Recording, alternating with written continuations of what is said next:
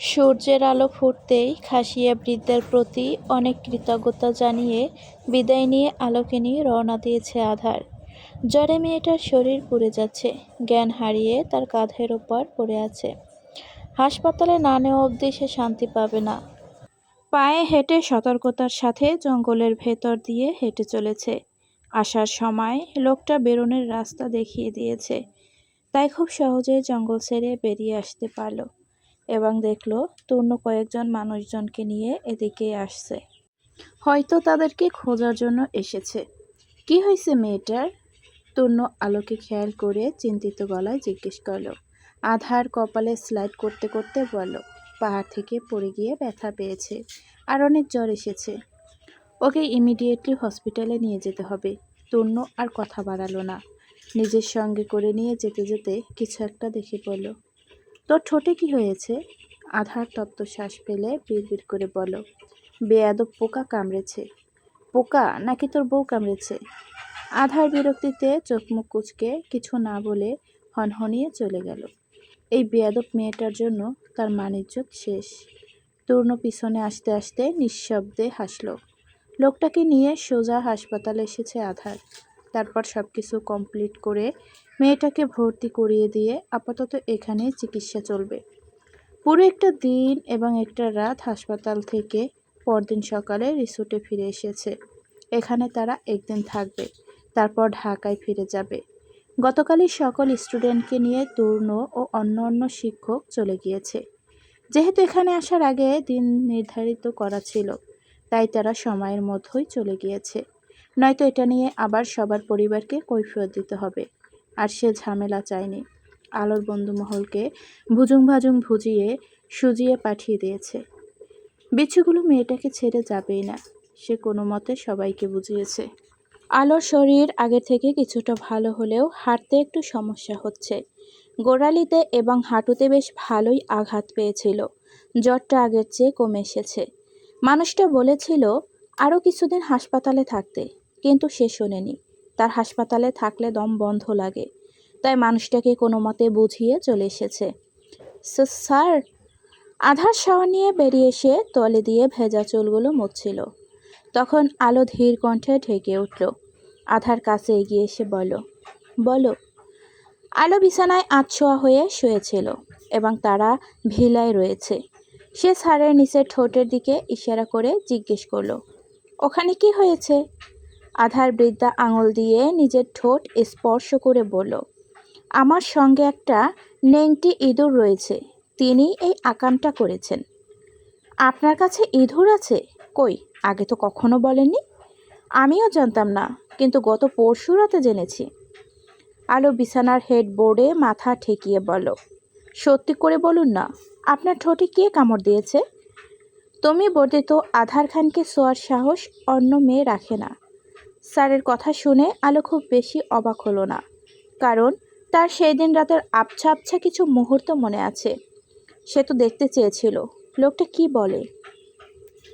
আধার চুপচাপ রুম থেকে বেরিয়ে গিয়ে দুপুরে খাবার নিয়ে এসে মেয়েটাকে খাইয়ে দিয়ে ওষুধ খাইয়ে দিল। তারপর নিজেও খাবার খেয়ে নিল। 2 রাত থেকে তার একটুও ঘুম হয়নি, তাই সিদ্ধান্ত নিল এখন একটু ঘুমাবে। যে ভাবা সেই কাজ। রুমের বাতি নিভিয়ে আলোর পাশে এসে বালিশে মুখ গুজে উপর হয়ে শুয়ে পড়ল, কিন্তু তার ঘুম ধরছে না, উল্টো মাথা ব্যথা করছে। কিছুক্ষণ দাঁতে দাঁত চেপে ঘুমানোর চেষ্টা করেও যখন চোখের পাতায় ঘুম ধরা দিল না, তখন উঠে বসল। মাথা ব্যথা করছে? আলোর কথা শুনে আধার ছোট্ট করে জবাব দিল, আপনি চাইলে ওই দিনের মতো আমার কোলে মাথা রাখতে পারেন, আমি হেড ম্যাসাজ করে দিচ্ছি। আধার কিছু সময় চোখ বুঝে চুপ থাকলো, তারপর ভদ্র ছেলের মতো মেয়েটার কোলে মাথা রাখলো। আলো মুচকি হেসে 2 হাতে যত্ন সহকারে কপাল ম্যাসেজ করে দিতে লাগলো। আধার আরাম পেয়ে নাকে মুখে শব্দ করে নিঃশ্বাস ছাড়ল। তারপর হঠাৎই পাশে ঘুরে 2 হাতে মেয়েটার পাতলা কোমর জড়িয়ে ধরে নরম পেটের মাঝে মুখ গুজে নিল। মাঝে মধ্যে এমন একটু অবাধ্য হলে মন্দ হয় না। আলো ঠোঁট কামড়ে হেসে স্বামীর মাথায় হাত বুলিয়ে দিতে থাকলো। তারপর ভাবল, এই পচা ছাড়টা একটু হলেও তার, হয়তো বেশি। দীর্ঘ ৬-৭ ঘন্টা জার্নি করার পর অবশেষে খানবাড়িতে পৌঁছালো আধার এবং আলো। গ্রাম থেকে তহমিনা খান রাত ফিরে এসেছে। তিথি এসে একদিন থেকে আবার চট্টগ্রামে ফিরে গেছে। নাত বউয়ের অসুস্থতার কথা শুনে সোবাহান খান এসে দেখে গিয়েছে মেয়েটাকে। লম্বা জার্নি করে আসার ফলে মেয়েটা ভীষণ ক্লান্ত, তাই আজ পুরো দিনটাই শুয়ে থেকে কাটিয়ে দিয়েছে। এমনিতেও হাঁটলে খুঁড়িয়ে হাঁটতে হচ্ছে, তাই আর সে খুব একটা হাঁটাহাঁটি করছে না। বাড়িতে ফেরার পর আধার দাদাজানের কাছে এক দফা বকাবকি খেয়েছে। ওনার মতে সে ইচ্ছে করেই মেয়েটাকে জঙ্গলে রেখে এসেছিল, ফলস্বরূপ মেয়েটার এখন এই অবস্থা। আধার চুপচাপ সব কথা হজম করে নিয়েছে, বলতে গেলে এক কান দিয়ে ঢুকিয়ে অন্য কান দিয়ে বের করে দিয়েছে। কারণ সে জানে এই বুড়োটাই পাজি মেয়েটার একটু বেশি ভালোবাসে, তাই অহেতুক কথা বাড়াতে চায়নি। কিছু বললেও কানে তুলবে না, উল্টো আরও তাকেই কথা শোনাবে। শুনলাম এই মেয়ে এখানে থাকছে। সন্ধ্যার দিকে রান্নাঘরে দাঁড়িয়ে থেকে হালিম রাঁধছিল আধার। এই কটা দিনে জ্বরের জন্য মেয়েটা কিছু খেতে পারছে না, ভাত তো মুখেই তুলতে চাচ্ছে না। ধমকে ধমকে জোর করে খাইয়ে দেয়। মেয়েটা আবার বাইরের জিনিস খেতে পছন্দ করে, আর তার অপছন্দ, তাই বাড়িতেই একটু ঝাল ঝাল করে হালিম তৈরি করছে। ঠিক তখনই পাশ থেকে তহমিনা খানের কথা শুনে ফিরে তাকায় এবং শান্ত গলায় বলল, এখানে থাকবে না তো কোথায় থাকবে? আমার জানা মতে এটাই তার বাড়ি। শ্বশুর বাড়ি। তুমি তো মেয়েটাকে বউ হিসেবে মানো না, তাহলে? আধার কিছুক্ষণ চুপ থেকে বলল, আমি মানি বা না মানি, এতে কি আমাদের সম্পর্ক মিথ্যে হয়ে যাবে? আর ওই মেয়েটা আমার বউ হয়ে থাকলেও আমার কোনো অসুবিধা নেই। তহমিনা খানের চেহারায় গম্ভীর্য ফুটে উঠল। আধার মনোযোগ সহকারে হালিম নাড়তে নাড়তে ধীর কণ্ঠে বলল, এখানে থাকতে আমি বলেছি মেয়েটাকে, আশা করছি এ বিষয়ে আপনি ওকে কিছু বলবেন না। তহমিনা খান পাল্টে প্রশ্ন করে, ওই মেয়েটার জন্য এইভাবে কাজকাম ছেড়ে দিয়ে আর কতদিন বসে থেকে রান্না করবে? কি আর করব বলুন, কপাল করে পেয়েছিলাম একটা পরিবার যেখানে আমার বউকে দেখার মতো কেউ নেই। দাদাজান বৃদ্ধ মানুষ, তিনি তো আর কিছু করতে পারবেন না, তাই আমি আমার বউয়ের সেবা করছি। আর এতে যদি বাড়িতে 1 মাসও বসে থেকে রান্না করতে হয়, তাহলেও প্রস্তুত এই আধার খান। তুমি তো আগে এমন ছিলে না। সময় পরিস্থিতি মানুষকে পাল্টে দেয়, আর আমি কখনোই নিজের দায়িত্ব থেকে পিছপা হইনি। তহমিনা খান আর কিছুই বললেন না, ওখান থেকে হনহনিয়ে চলে গেলেন। আধার আড়ালে দীর্ঘশ্বাস ছাড়ল। হঠাৎই সে মনে মনে নিজের মাকে একটা প্রশ্ন করল, আচ্ছা মা, তুমি থাকলেও কি এমন করে ওই মেয়েটাকে অবহেলা করতে? পরক্ষণেই আবার বলল, কখনোই না। তুমি তো আমার বেস্ট মা ছেলে, আর যার কাছে শুধু আদর আর ভালোবাসা পাওয়া যায়। আজ তুমি যদি থাকতে, তাহলে নিশ্চয়ই মেয়েটাকে আমার থেকেও বেশি ভালোবাসতে। কারণ এই পাজি মেয়েটাই এমন। আধার আনমনে হেসে গ্যাস বন্ধ করে দিল। তারপর কাচের 2টা বলে গরম গরম হালিম তুলে নিয়ে প্রথমে দাদাজানের রুমে গেল। দাদাজানকে হালিম দিয়ে নিজের রুমে এসে দেখে আলো বিছানার উল্টো দিকে শুয়ে আছে, যার অর্ধেক শরীরই বাইরে জ্বলছে। জ্বলে থাকতে যদি এতই ভালো লাগে, তাহলে বাগানের গাছে গিয়ে জ্বলে থাকো, তোমাকে তো আর এমনি এমনি বাদর বলি না। আলো হতাশ কণ্ঠে বলল, কিছু ভালো লাগছে না স্যার। পাহাড় থেকে আরেকবার ঝাঁপ দাও, তাহলে দেখবে ভালো লাগবে। এ কথা বলে এগিয়ে এসে টি টেবিলের উপর ট্রে রাখল। আলো সুস্বাদু খাবারের ঘ্রাণ পেতে চট করে উঠে বসল। তারপর উকি দিয়ে দেখে জানতে চাইল, আপনি রেঁধেছেন? আধার তলে দিয়ে ওয়াশরুমে যেতে যেতে বিড়বিড় করে বলল, আমার এত ঠেকা পড়েনি। আলো প্রচুর বিরক্ত হয়। এই শালার ব্যাটার তেরামি আর ভালো লাগে না। সে ফোঁস করে শ্বাস ফেলে হালিমের বাটি নিয়ে ফু দিতে দিতে খেতে শুরু করলো। তারপর একটু গলা উঁচিয়ে বলল, পাহাড় থেকে পড়ার পর যদি এমন মজাদার খাবার পাওয়া যায়, তাহলে আমি প্রতিদিন পড়তে রাজি আছি। কথার বিপরীতে শোনা গেল, এবার খাবার তোমার পেটে নয়, বরঞ্চ তুমিই খাবার হয়ে যাবে কুমিরের পেটে। আলোর শরীরটা ভালো, তাই আজ ভার্সিটিতে গিয়েছে আধার। যাওয়ার সময় মেয়েটাকে বলে গিয়েছে অহেতুক টই টই করে যেন না ঘুরে এবং রেস্ট নিতে। কিন্তু আলো শুনলে তো সে কথা। বিকেল হতে না হতেই বাগানে এসে ফুলের গাছে পানি দিতে শুরু করেছে। খুঁড়িয়ে খুঁড়িয়ে হেঁটে হলেও তার প্রথম ফুলের গাছে পানি দেওয়া চাই। একই নাত বউ, তুমি এখানে? সোবাহান খান বাগানে হাঁটতে এসেছিলেন, তখন মেয়েটাকে দেখে জিজ্ঞেস করলেন। আলো ঘাড় ঘুরিয়ে একগাল হেসে বলল, গাছে পানি দিচ্ছি দাদাজান। সেটা না হয় বুঝলাম, কিন্তু তুমি তো অসুস্থ। অসুস্থ ছিলাম দাদাজান, কিন্তু এখন সুস্থ। শুধু একটু পায়ে ব্যথাই। সারাদিন রুমের ভেতর ভালো লাগে না। সোবাহান খান আর কিছুই বললেন না। চুপচাপ দাঁড়িয়ে থেকে মেয়েটার কর্মকাণ্ড দেখতে লাগলেন। আলো একটু সময় নিয়ে সবগুলো গাছে পানি দিয়ে দোলনায় এসে বসে দাদাজানকে হাতের ইশারা দিয়ে ডেকে পাশে বসতে বলল। সোবাহান খান পাশে এসে বসতেই মেয়েটা বকবক করতে শুরু করলো। এতদিনের না বলা কথাগুলো সব বলতে থাকলো। ট্যুরে গিয়ে কি করেছে, কোথায় কোথায় গিয়েছে, সব কিছুর গল্পের ঝুড়ি খুলে বসলো। আর সোবাহান খান খুবই মনোযোগ সহকারে মেয়েটার গল্প শুনতে লাগলেন। আলো বাগানে এখন একা একা দোল খাচ্ছে। একটু আগে সোবাহান খান বাহিরে গিয়েছে। সন্ধ্যা প্রায় হয়ে এসেছে, আর একটু পর স্যারও চলে আসবে। মানুষটার কথা মনে হতেই আলো উঠে দাঁড়ায়। এখন রুমে গিয়ে ভদ্র মেয়ের মতো শুয়ে থাকবে। একটু বেশি হাঁটাহাঁটি করার জন্য বাম পাটা টনটন করছে। সে আর না দাঁড়িয়ে থেকে আস্তে আস্তে হেঁটে সামনে এগোতে লাগলো। বাগান থেকে বেরিয়ে আসতেই আলোর চোখ দুটো বড় বড় হয়ে গেল, কারণ তার দিকেই একটা বাইক ছুটে আসছে। বাইকটা একদম তার গা ঘেঁষে থামল। আচমকা এমন হওয়ায় সে ভয় পেয়ে পিছিয়ে যেতেই ধপাস করে নিচে পড়ে গেল। হাতে ব্যথা পেয়ে লোকটার উপর খেকিয়ে উঠল। ওই কানা, চোখের মাথা খেয়েছেন নাকি কম দেখেন? বাইকের ওপর বসা যুবকটা এক টানে মাথার হেলমেট খুলে ফেলল। আলো কিছু বলতে চেয়েও চমকে উঠল। বড় বড় চোখে তাকিয়ে থেকে আবার কণ্ঠে শুধায়, আপনি? রাত হেসে বলল, যাক, ভুলে যাওনি তাহলে। আলোর ভীষণ রাগ হলো। এই শয়তানটার জন্য আর একটু হলেও সে হার্ট অ্যাটাক করত। রাগে গজগজ করতে করতে উঠে দাঁড়িয়ে জামা কাপড় ঝেড়ে ঝাঝালো কণ্ঠে বলল, আপনি আমাকে বাঁচিয়েছিলেন, আর আপনি কি না আজ আমাকেই মারতে চেয়েছেন? এজন্যই বলে অন্যের ভালো করতে নেই।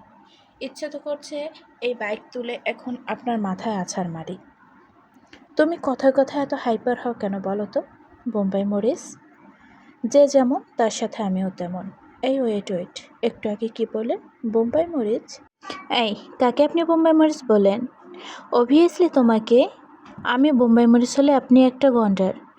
রাত হেসে মেয়েটার দিকে মাথা এগিয়ে দিয়ে এসে ধীর কণ্ঠে বলল, এখানে কি করছো? আপনি কে যে আপনাকে কৈফিয়ত দেব? এখন কেউ না হলেও ভবিষ্যতে হব। আলো কপাল কুঁচকে কিছু বলতে যাবে, তখনই গম্ভীর কণ্ঠস্বর ভেসে এলো, কি হচ্ছে এখানে? আলো চট করে মাথা ঘুরিয়ে পাশে তাকাতেই দেখতে পেল গাড়ি থেকে নেমে আধার স্যার এসে দাঁড়িয়েছে। আধার দুহাত প্যান্টের পকেটে গুজে এগিয়ে আসতে আসতে খেয়াল করলো রাত আলোকে দেখতেই ব্যস্ত। তুমি বাহিরে কেন? আলো কথার বিপরীতে খুঁড়িয়ে খুঁড়িয়ে স্যারের কাছে এসে নালিশ দিল, দেখুন না স্যার, এ বজ্জাত বেড়া আর একটু হলেই আমার গায়ের উপর বাইক তুলে দিত। এই যে দেখুন, আমি হাতে ব্যথা পেয়েছি। এ কথা বলে নিজের বাম হাতের উল্টো পিঠ সামনে বাড়িয়ে দিল। আধার কপাল কুঁচকে সেদিকে তাকায়। মেয়েটার ফর্সা হাতটা ছিলে লাল হয়ে আছে। এটা দেখে চল শক্ত হলো। রাতের দিকে তাকিয়ে গম্ভীর কণ্ঠে বলো, এটা বাড়ি নাকি পার্ক মনে হয় তোর? রাত হামিদ তুলে বলো, দুটোই। আধার দাঁতে দাঁত পিষল। নেক্সট টাইম যদি তোর বাইকের জন্য মেয়েটা ব্যথা পায়, তাহলে আমি ওই বাইকের আস্ত রাখবো না, মাইন্ড ইট। রাত কপাল কুঁচকে তাকায়। এর আবার কবে থেকে মেয়েদের প্রতি এত দরদ হলো? আধার আলোর দিকে তাকিয়ে শান্ত গলায় বলল, ওর তরফ থেকে আমি সরি। আলো তো কিছু বুঝতে না পেরে শুধু ফেলফাল করে চেয়ে আছে। এতক্ষণ যা হলো সবটাই মাথার উপর দিয়ে গেছে। আধার আবারও বলো, এসো। এ কথা বলে মেয়েটার হাত ধরে আস্তে ধীরে ভেতরে নিয়ে যেতে লাগলো। আর রাত বাইকের ওপর বসে থেকে তীক্ষ্ণ চোখে ওই হাত ধরে থাকার দৃশ্যটা দেখলো।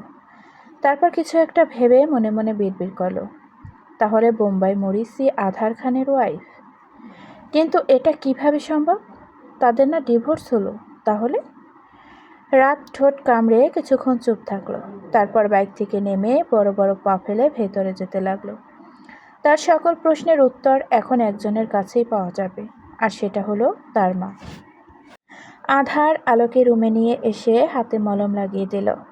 আলো কিছুটা সময় থ মেরে বসে থেকে ভুরু কুঁচকে জানতে চাইল, ওই লোকটাকে? আধার শার্টের বোতাম খুলতে খুলতে ধীর কণ্ঠে জবাব দিল, রাত, এবারের ছোট ছেলে।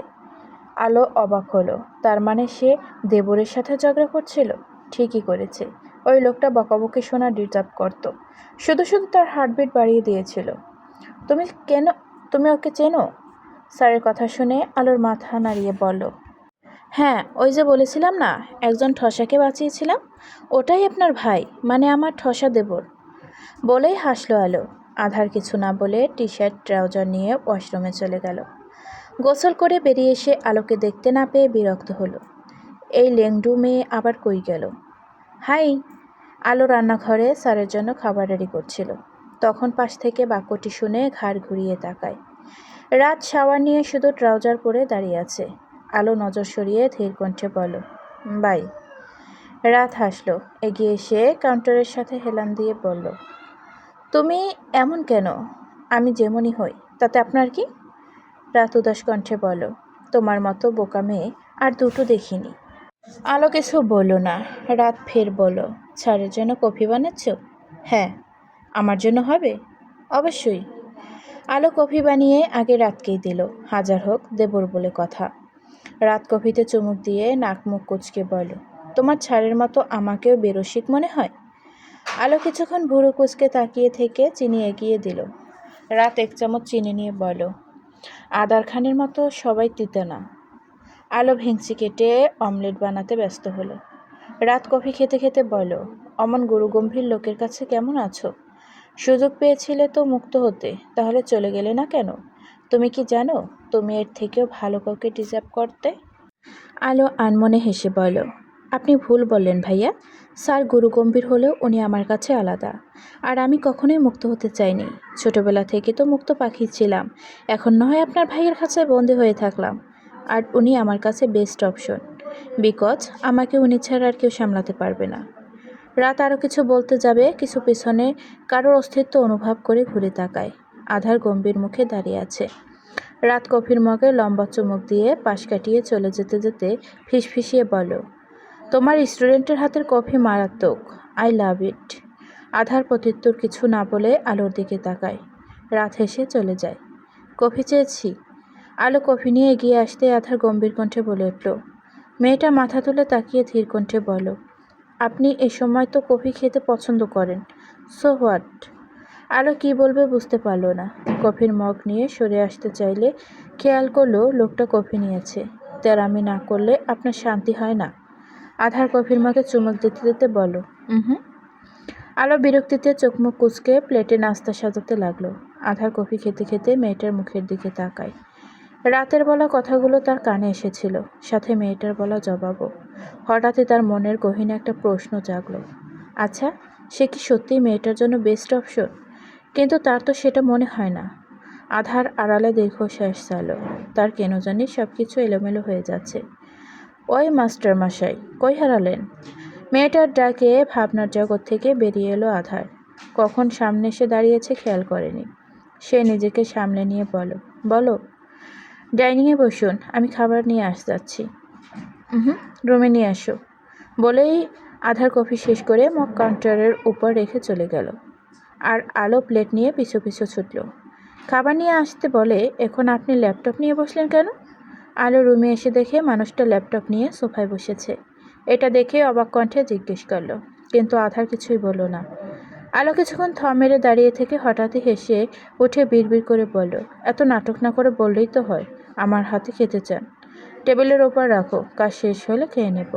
থাক, খাবারগুলোকে আর কষ্ট দিতে হবে না, তারা জলদি যেতে চায় আপনার পেটের ভেতর। এ কথা বলে আলো হাত ধুয়ে এসে স্যারের পাশে বসলো। পরোটা ছিঁড়ে ডিম নিয়ে মুখের সামনে ধরে বলল, আর যদি আপনি আবার কামড় দেন তাহলে আমিও আবার কামড় দেব।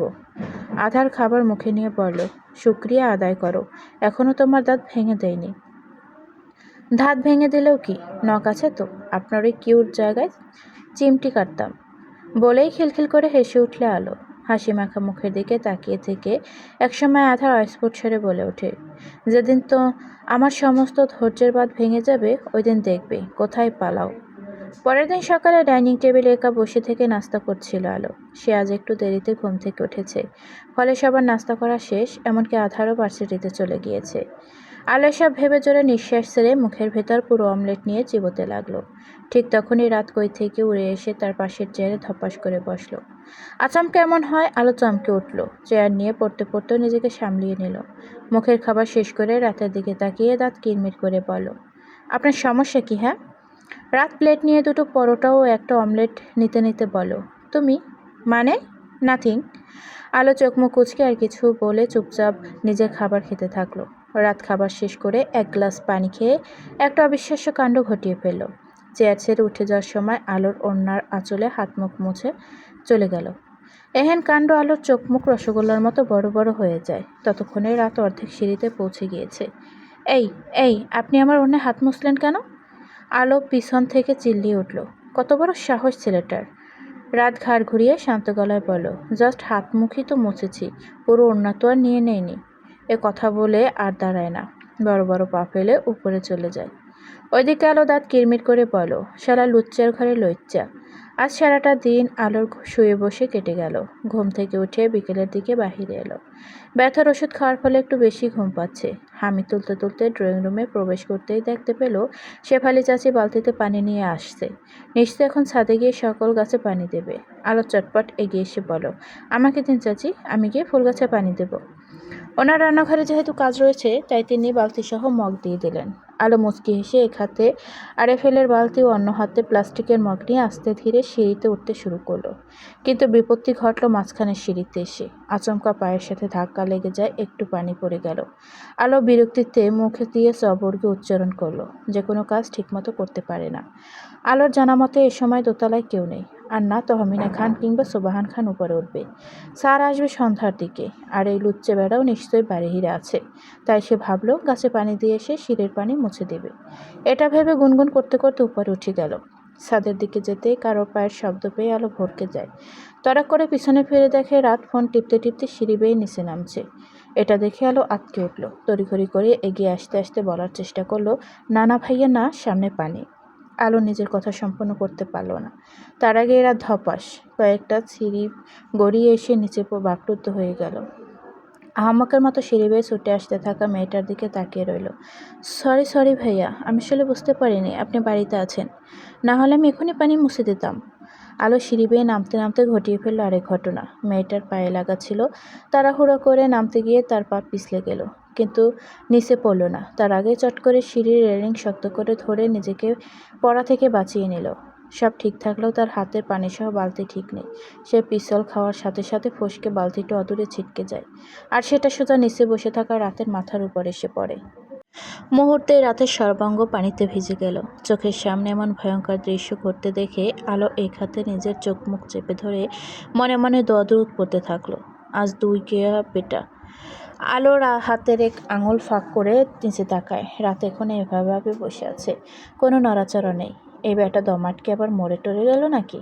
এটা ভাবতে আলো সাবধানে ছুটে এসে রাতের মাথার উপর থেকে বালতি তুলে নিল। রাত মুখ থেকে পানি বের করে শান্ত চোখে মেয়েটার ভয়ার্ত চেহারার দিকে তাকায়। সরি ভাইয়া, আমি ইচ্ছে করে কিছু করিনি। আলো শুকনো ডোক গিলে মিনমিন করে বলল। এর মানে রান্নাঘর থেকে শেফালি চাচি ছুটে এলো এবং এসে এগুলো দেখে আটকে উঠলেন। এসব যদি তহমিনা খানের চোখে পড়ে তাহলে আজ মেয়েটার রক্ষী নেই।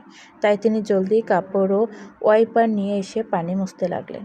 রাত লম্বা শ্বাস নিয়ে উঠে দাঁড়িয়ে আশেপাশে তাকিয়ে নিজের ফোনটা খুঁজল। সোফার নিচে পড়ে থাকতে দেখে এগিয়ে এসে ফোনটা নিয়ে দেখলো স্ক্রিন ফেটে গেছে। সেটা দূর থেকে উকি দিয়ে খেয়াল করলো আলো। ভেবেছিল এটা নিয়ে এখন রাত তাকে বকাবকি করবে, কিন্তু তেমনটা কিছু হলো না। রাত কিছু না বলে চুপচাপ সিঁড়ি বেয়ে উপরে চলে যায়। যাওয়ার সময় শুধু শেফালি চাচের উদ্দেশ্যে বলে গেল, নেক্সট টাইম ওর হাতে যেন পানি ভর্তি বালতি না দেওয়া হয়, নয়তো দেখা যাবে ওটাও আমার মাথার উপর এসেই পড়েছে। আধার বাড়িতে ফিরে রুমে এসে দেখলো আলো অর্ধেক বেডের নিচে ঢুকে আছে আর অর্ধেক বাহিরে। সে ব্যাগ কোট সোপ ওভার রেখে টাইয়ের নট ডিল করতে করতে এগিয়ে এসে মেয়েটার পাশে হাঁটু গিরে বসলো। তারপর এক পা চেপে ধরে হ্যাঁচকা টানে বেডের নিচ থেকে মেয়েটাকে বের করে আনলো। আলো পেটে ভরা দিয়ে একটু উঁচু হয়েছিল। আচমকা টেনে ধপাস করে মুখ থুবড়ে ফ্লোরের উপর পড়ে এতে সামান্য নাকে ব্যথা পেল। পিছনে না ঘুরে উপর হয়ে পড়ে থেকে নাক ডলতে ডলতে বলল, কোন হাতির গুড়রে আমার পা ধরে টান মারলো? কথা বলে পিছনে তাকিয়ে স্যারের গম্ভীর মুখ দেখে হাসার চেষ্টা করলো আলো। উঠে ভদ্রমেয়ের মতো বসলো। আধার এক পলক লাল হয়ে যাওয়া সরু নাকের ডগার দিকে তাকিয়ে নজর সরিয়ে নিয়ে জিজ্ঞেস করলো, বেডের নিচে কোন প্রেমিকরে খুঁজতেছিলে? প্রেমিক না স্যার, কানের ঝুমকো বেডের নিচে চলে গিয়েছে, তাই ওইটাই বের করার চেষ্টা করছিলাম। পেলে? না, খুঁজে পাচ্ছি না। আপনি তো আমাকে ভালো করে খুঁজতেই দিলেন না। ওয়েট, আরেকবার খুঁজে দেখি। কথা বলে আলো হামাগুড়ি দিতে এগিয়ে এসে আবার বেডের তলে ঢুকতে যাবে, তখনই আদার পিছন থেকে তার জামা গলা চেপে ধরে টেনে সোজা দাঁড় করিয়ে দিল। আলো ঘাড় কাত করে নিজের ডিসকোট কাপড়ের টু পিসের গলার দিকে তাকায়। সেটা টেনে ধরার ফলে অর্ধেক লম্বা হয়ে গেছে। আধার জামার গলা ছেড়ে দিতে মেয়েটার কাঁধের নিচে এসে পড়ে। ফলস্বরূপ ফর্সা কাঁধ ও ইনারের কিছু অংশ উন্মুক্ত হয়। অপ্রত্যাশিত এক দৃশ্যে আধার থতমত খেয়ে গেল। সে বুঝতে পারেনি এমন কিছু ঘটে যাবে। আলো আহাম্মকের মতো কিছুক্ষণ দাঁড়িয়ে থাকলো।